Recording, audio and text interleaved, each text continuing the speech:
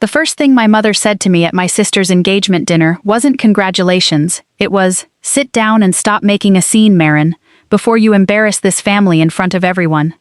I hadn't said a word. I'd just set my phone down on the table, screen up, still lit with the voicemail I'd received 40 minutes earlier from a collections agency, asking about a business loan with my name on it, a loan I had never signed. If you're watching this and you've ever had the ground drop out from under you in the middle of a room full of people smiling and clinking glasses, comment below and tell me where you're watching from.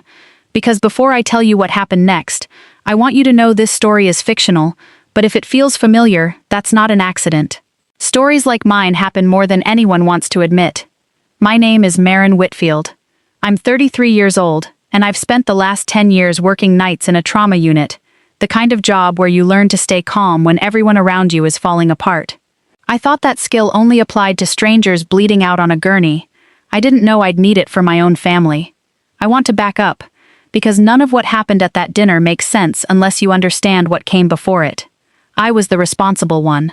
Everyone in my family said it like it was a compliment, but it never quite felt like one. My brother Colin, 4 years younger, was the golden child, good with people, good at sports, eventually good at pretending to be good at running our father's construction supply business. I was the one who paid my own way through nursing school, who never asked for a dime, who showed up at every holiday with a card and a casserole, and left every holiday feeling like I'd been graded on my posture and my life choices, and had come up short both times. My father, Roger, built that business from nothing back when I was a kid. By the time I was in college, it was struggling. Too much debt, too little cash flow, a market that had moved on without him. I knew that in the vague way you know a fact about your family you're not supposed to bring up. What I didn't know, what I would not find out until that voicemail, was how he'd been keeping it alive. My mother, Diane, ran our family the way some people run a business. Everything filtered through what it looked like from the outside. She had a gift for making you feel like the problem was always you, never the situation. If Colin missed a payment, it was because he was busy building something important. If I asked a question about money, I was being dramatic, or ungrateful, or, her favorite word, difficult. I'd learned a long time ago that the way to survive my family was to ask for nothing and expect nothing, and somewhere in there I'd mistaken that for peace.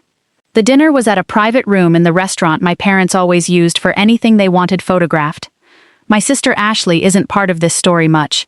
She'd married out of the chaos years ago, and mostly stayed out of it, which I understood completely and never held against her. It was her engagement party for her second marriage, and the whole family had turned out, dressed the part, toasting with rented champagne flutes. I'd stepped into the hallway to take the call, because the number looked like it might be the hospital, some shift change emergency. It wasn't. It was a woman named Patricia from a collections agency, polite and apologetic in the specific way people are when they're about to ruin your evening, informing me that a business loan originated 4 years ago, with my name listed as guarantor, was 90 days delinquent, and headed toward legal action if it wasn't resolved. I told her there had to be a mistake. I had never signed a guarantor agreement for any business loan in my life. She read me the loan number, the origination date, and the business name. Whitfield Construction Supply. My father's company. I stood in that hallway with party noise bleeding through the door, and felt something in my chest go very still and very cold. The way it does in the trauma bay right before you stop feeling your hands shake and start doing the work. I walked back in. I didn't make a scene. I didn't raise my voice. I set my phone on the table, the voicemail still queued up, and I said, "Dad, I just got a call about a loan for the business, with my name on it. Can you explain that to me?" That's when my mother told me to sit down and stop embarrassing the family. My father's face did something I'd never seen it do before. Not confusion, not denial, but the particular stillness of a man calculating how much he could still get away with saying. "It's a formality," he said. "Paperwork. We were going to tell you." "Tell me you used my identity to guarantee a loan," I said. 4 years ago. Colin, to his credit, or maybe just his obliviousness, looked genuinely startled, like this was news to him too. My mother's jaw tightened. "This is not the time," she said, in the voice she used when she meant, "This is never the time, and you not understanding that is the actual problem." "When is the time?" I asked. Because right now a collections agency has my social security number attached to a $100,000 loan I never agreed to. The room had gone quiet except for the distant clink of someone's fork against a plate at the next table over. The kind of silence that has weight to it. My mother's face flushed with something that wasn't shame. It was closer to fury that I'd said it out loud, in front of people, at her daughter's engagement dinner. "You are unbelievable," she said. "Your father has kept this family afloat for 30 years, and this is how you repay him, making a scandal out of business he handled to protect all of us." "Protect us," I repeated, "by putting my name on debt I didn't know existed." "You always do this," she said. "You always have to be the victim. Get up. We are leaving, and you are going to sit with this, and think about what loyalty actually looks like. I want to be clear about something, because I've turned this moment over so many times since." I didn't yell, I didn't cry. I sat there in that private dining room with my sister's fiancé, looking anywhere but at me, and my father not meeting my eyes at all, and I said, very quietly, "I want copies of every document with my name on it by tomorrow morning, or I'm calling a lawyer." My mother stood up so fast her chair scraped the floor loud enough to turn heads 2 tables over. "Get out," she said. "If you're going to threaten this family, you can do it from somewhere else. Don't come to Ashley's wedding. Don't come to Christmas. You want to treat us like criminals, you can be a stranger." I sat there for 1 more second, long enough to understand she meant it, long enough to understand that no one else at that table, not my father, not my brother, was going to say a single word to stop her. Then I picked up my coat and I walked out of that restaurant into a cold March night, with my hands shaking, not from fear exactly, but from the particular vertigo of watching 33 years of your life get rewritten in real time. I sat in my car in the parking lot for a long time before I could make myself drive. My phone buzzed once. A text from Colin. "The sorry, she gets like this. Call me tomorrow." Nothing from my father, nothing walking that door back open. I didn't cry until I was 3 blocks from my apartment, stopped at a red light, staring at my own hands on the steering wheel like they belonged to someone else. Not because I'd been thrown out of a dinner, because some part of me, the part that had spent a lifetime being the reasonable one, the responsible one, the one who never made things difficult, finally understood that being reasonable had never once protected me from anything. What I didn't know yet, sitting at that red light with my mascara running, was that the loan wasn't the beginning of the story. It was just the first thread. And somewhere across town, in a lawyer's office I'd never been to, there was an envelope with my name on it that had been waiting for me for almost a year. I didn't sleep that night. I lay in bed running the math over and over. $100,000. My name. 4 years of interest accruing on a debt I hadn't known existed, and somewhere around 3 in the morning I stopped trying to sleep and started making a list instead. Copies of my credit report. A call to an attorney of my own. A formal request to the bank for every document bearing my signature. By 6 a.m., I'd pulled my full credit history for the first time in years, the kind of thing you assume is fine because you've never had reason to check it. It wasn't fine. There was the guarantor loan Patricia from Collections had called about. There was also a second line of credit, opened 2 years earlier, listed under a business account, with an authorized signer field that had my name typed into it in a font that didn't match any signature I'd ever produced in my life. I sat at my kitchen table with my laptop open and my coffee going cold, and felt something shift from grief into something colder and more useful. Anger, maybe, or just clarity. I called a consumer rights attorney that morning, a brisk, no-nonsense woman named Renata who listened to the whole thing without interrupting, and then said, "This sounds like identity misuse within a family financial arrangement, which is unfortunately common and unfortunately hard to prosecute unless you can prove forgery. Get me the original loan documents. I'll tell you what we're actually dealing with." I texted my father that afternoon requesting the documents I'd asked for at dinner. He didn't respond. My mother didn't either. Colin sent one more message. "Dad says talk to his accountant. Not fair to bring lawyers into this," which told me everything about where their priorities sat. That was the day everything else started.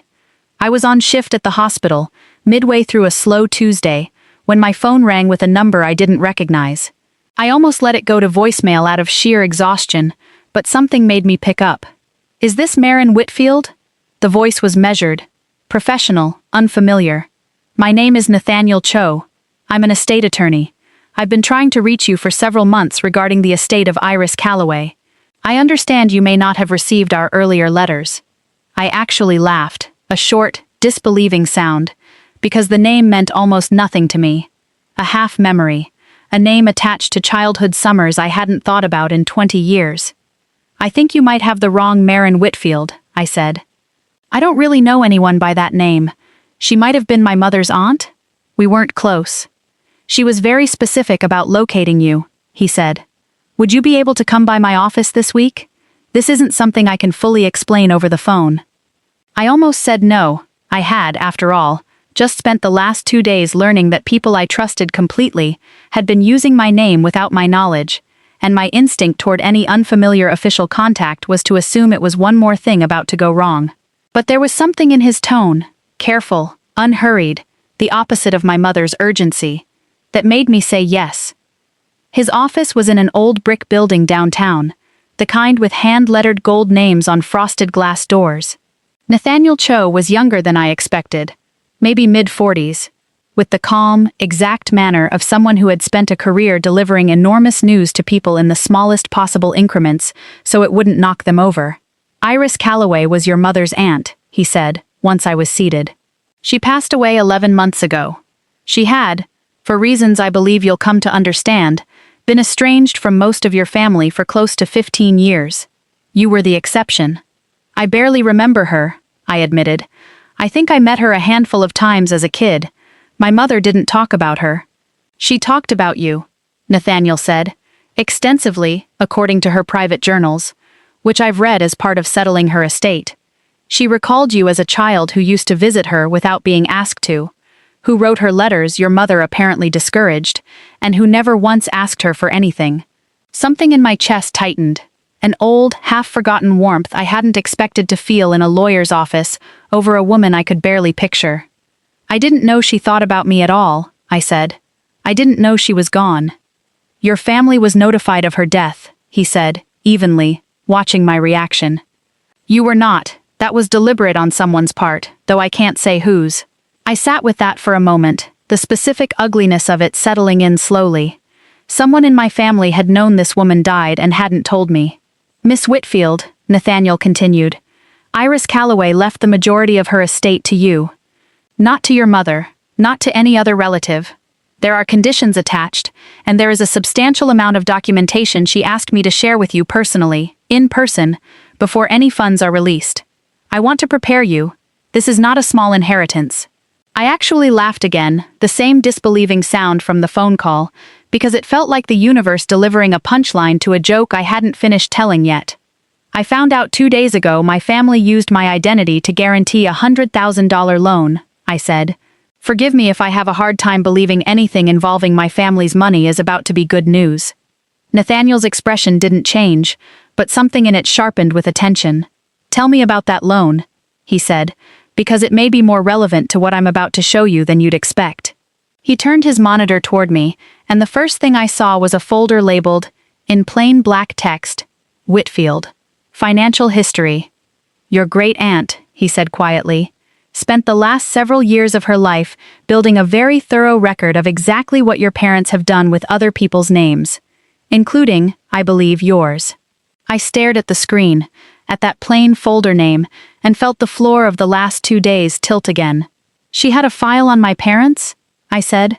How would she even have access to that? Nathaniel opened the folder, and inside were scanned bank statements, printed emails, and what looked like private investigator reports, all dated across a span of nearly a decade. Iris was a client of the same regional bank your father used for his business accounts for many years, he said. She had connections there from her own decades of business dealings. She ran a chain of medical supply companies before she retired, quite successfully. When your father first attempted to use her name on a loan application 11 years ago, a compliance officer who knew her personally flagged it and called her directly rather than processing it. That's how she found out what he was doing. That was the beginning of the estrangement. He tried to use her name too, I said, slower this time, feeling the shape of the pattern before I could fully name it. Her name. Later, apparently, your mother's brother's name, until he cut off contact, and based on what she was able to document before she passed, yours, more than once. He turned another page. She believed your father's business had been financially unsound for close to 15 years, propped up through a series of loans obtained by attaching other family members as guarantors or authorized signers, frequently without full disclosure to the person involved. I thought of my father's tight, calculating expression in that private dining room. It's a formality. We were going to tell you. I thought of every holiday I'd shown up to with a card and a casserole, never asking for anything, feeling quietly proud of how little I needed from them.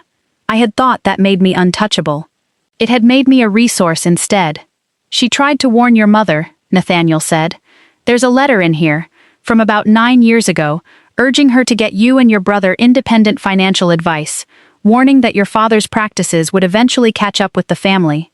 Your mother's response, I have a copy, if you want to see it, accused her of trying to interfere in things that weren't her business, and told her she was no longer welcome in the family. That's when the estrangement really solidified, I guessed. That's when your mother stopped answering her calls, he said. Iris kept writing to you directly for a few years after that. She has copies of letters addressed to you that she believes were never delivered. I felt my throat close around something I didn't want to name yet, not until I had more of the shape of it. I never got any letters from her, I said, not once, not that I remember. Nathaniel didn't say anything to that, which felt like its own kind of confirmation. He walked me through the rest of the folder slowly. The pattern of loans, the compliance flags, a formal report Iris had filed with her own attorney 5 years earlier, documenting suspected identity misuse within the family, naming my father specifically, naming a business account my brother's signature appeared on, that Colin, I would later learn, had no memory of authorizing. She wanted this protected, Nathaniel said. For you, specifically. She structured her estate so that the bulk of it, investments, a commercial property she owned outright, and a trust account, transfers to you upon presentation of identification and completion of a straightforward legal process. There are no strings attached beyond that, but she also left instructions that this documentation be given to you first, before the funds, because she didn't want you walking into an inheritance without understanding exactly what you'd be walking away from. How much? I asked, because eventually you have to just ask. He told me a number that made me put my hand flat on the edge of his desk, the way you brace yourself before a piece of bad news. Except this was the opposite kind of impact, the kind that still knocks the air out of you. There's more, Nathaniel said, watching me steady myself. She left a personal letter for you. I'd recommend reading it when you're able to sit with it privately. And she left one more instruction, which I think you should hear from me directly rather than read cold. He paused.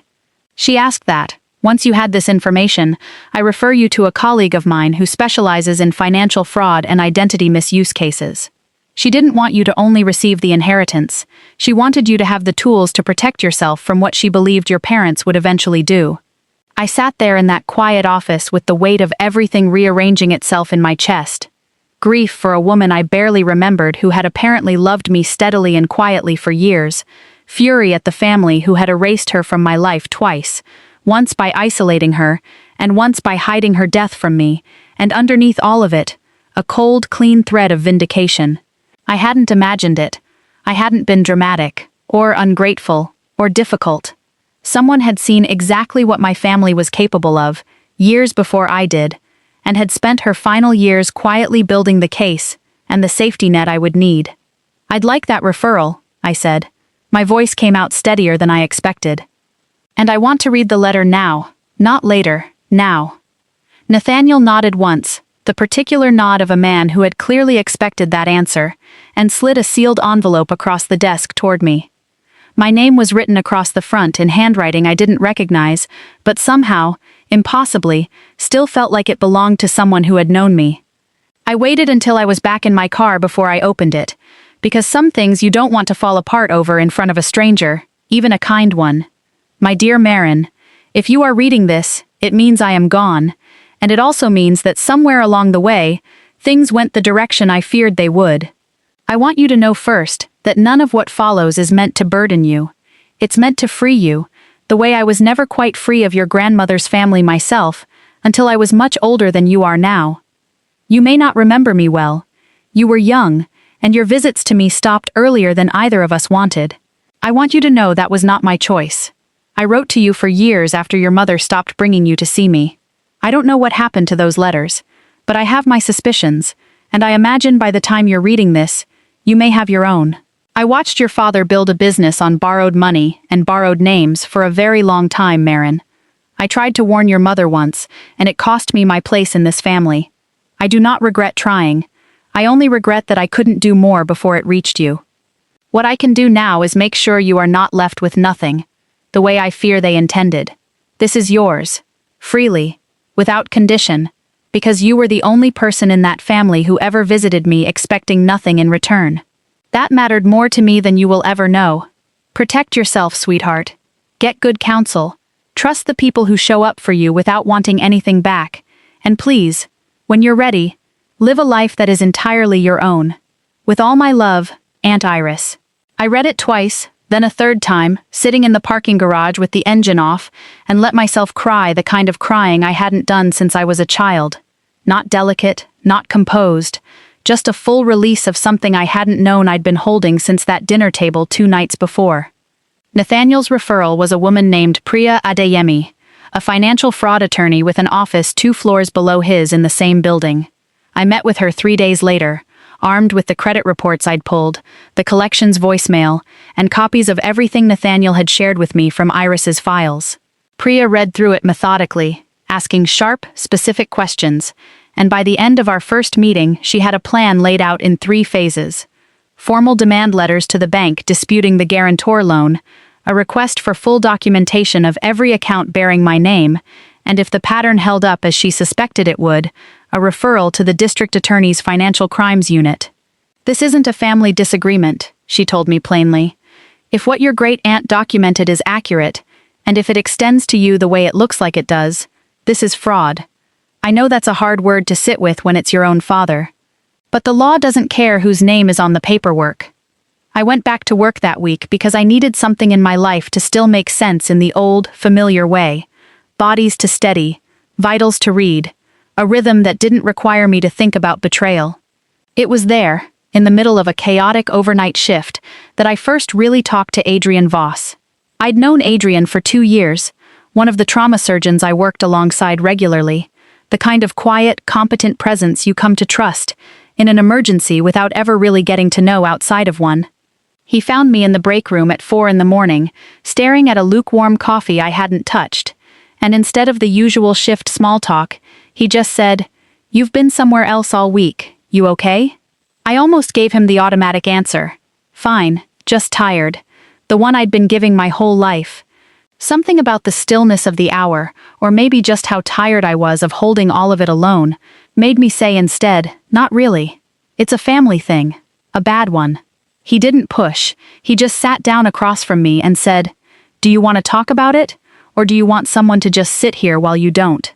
"The second one," I admitted. "For now."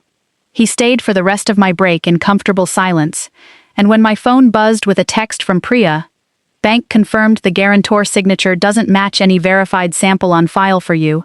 This is good. Call me tomorrow."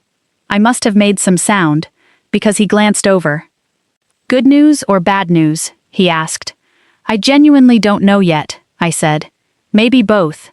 He didn't ask for details, but before he left he said, "For what it's worth, whatever it is, you don't seem like someone who does anything to deserve a bad family. Just an observation."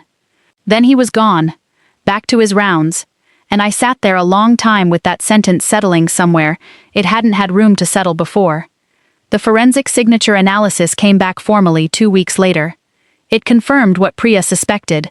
The guarantor signature on my father's loan was not mine. Neither was the authorized signer signature on the second account. Both had been created, the report noted carefully, by someone with access to a genuine sample of my handwriting to copy from. My mother had kept every card and letter I'd ever sent her. I didn't need the report to tell me where that sample had likely come from. I just needed to decide what I was going to do with what I now knew. I gave my parents one more chance before Priya filed anything formally. Not because I thought it would change anything, but because some old, stubborn part of me needed to know I'd tried everything reasonable first. Needed to be able to look back later and know I hadn't been the one who slammed the door. I called my father directly. He picked up on the fourth ring, his voice carrying the particular caution of a man who suspected exactly why I was calling. "I have a forensic report," I told him. "No preamble. It confirms the guarantor's signature on your loan isn't mine. Neither is the signature on the second account. I need you to tell me the truth, right now, about how many accounts have my name on them that I don't know about." The silence on the line went on long enough that I almost thought he'd hung up. "It was never meant to hurt you," he finally said. "The business needed the credit. You had good standing. It was supposed to be temporary." 4 years isn't temporary," I said. "And you let a collections agency call me before you ever planned on telling me anything." "Your mother thought it was better handled quietly," he said. And there it was. The shape of the whole family philosophy in one sentence. The assumption that quiet and better were the same thing. That my comfort was always secondary to how things looked. "I know about Aunt Iris," I said then, and the silence that followed was different this time, sharper. "I know she tried to warn Mom about exactly this, years ago.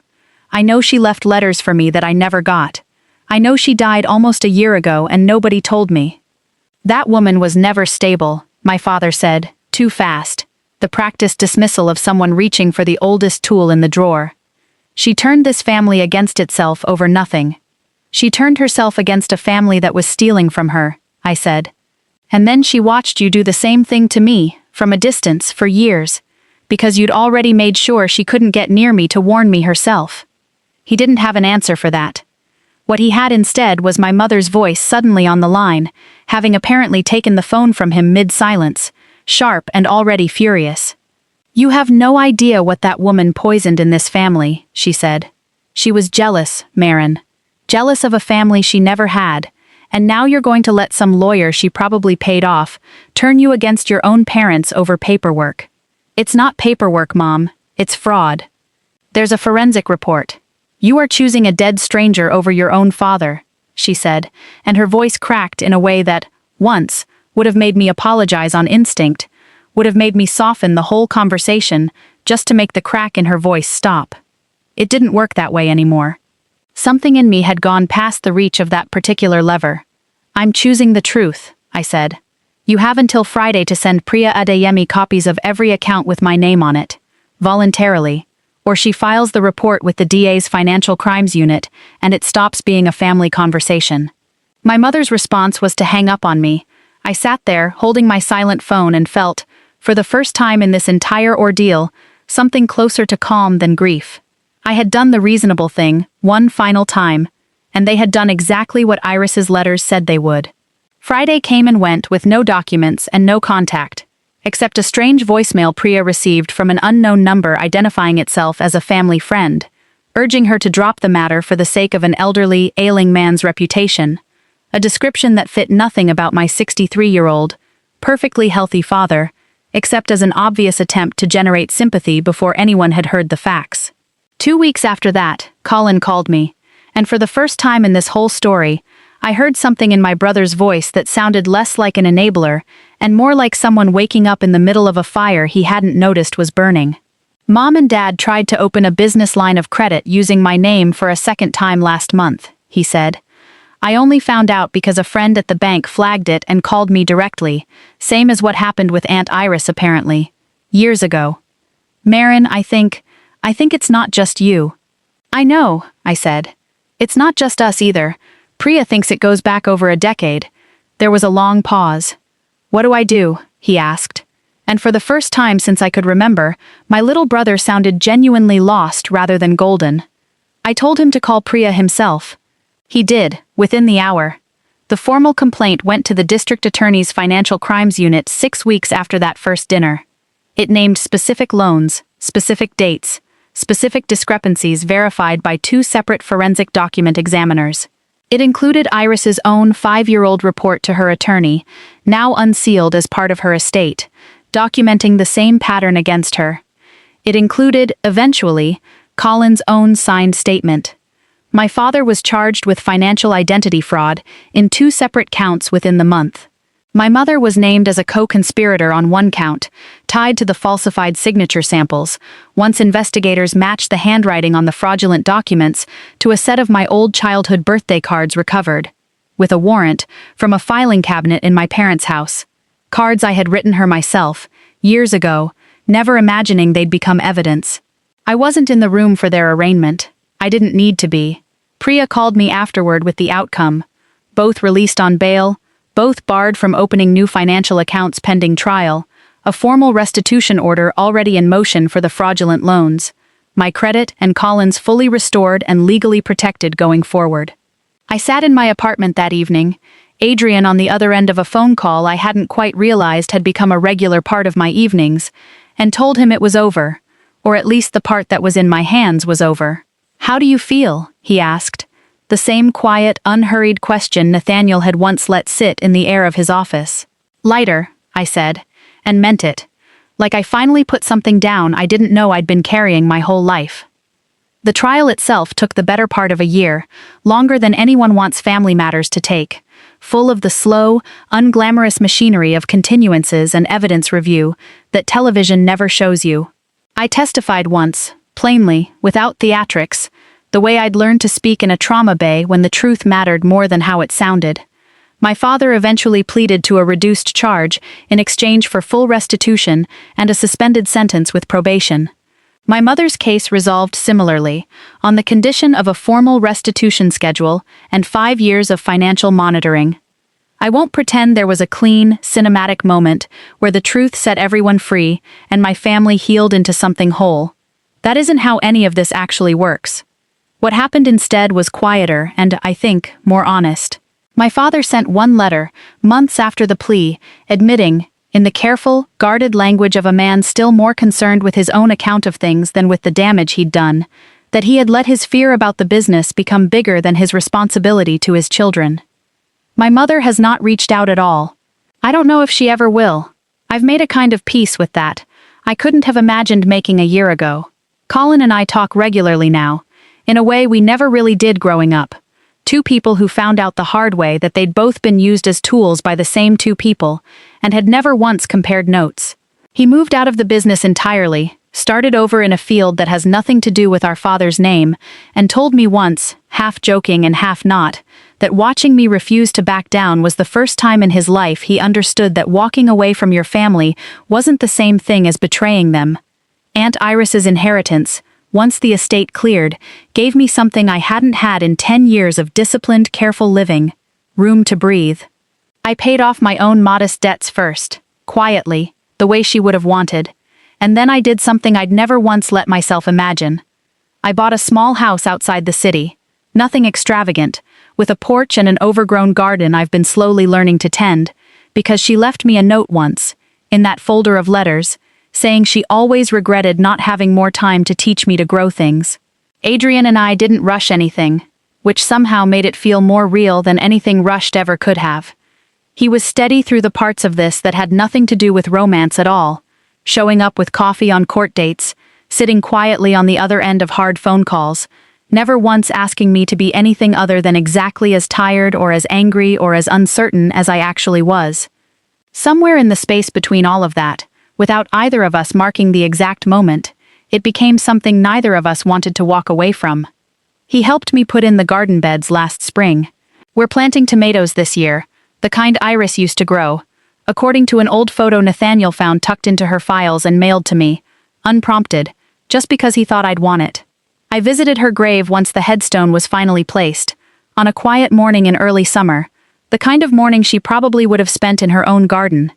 I told her, out loud, feeling a little foolish and not minding at all, that I'd read every letter, that I understood now what she'd been trying to protect me from, and that I was finally living the kind of life she'd hoped for me, one that belonged entirely to me, and to no one else's version of what I owed them. If there's one thing I hope you take from this, it's that being the reasonable one, the responsible one, the one who never asks for anything, doesn't protect you from people who are willing to use you. Sometimes it just makes you easier to use. Setting a boundary, even a painful one, even one that costs you people you love, isn't cruelty. It's the beginning of the only kind of peace that actually lasts, The kind you build for yourself, on your own terms, brick by brick, the same patient way someone once built a safety net for me before I even knew I'd need it. Thank you for staying with me through this one. If this story meant something to you, if any part of it felt a little too familiar, let me know in the comments where you're watching from, and share your own story if you're willing. I read every single one. Don't forget to subscribe, because there are more stories like this one still to come, and I'd love for you to be here for the next chapter.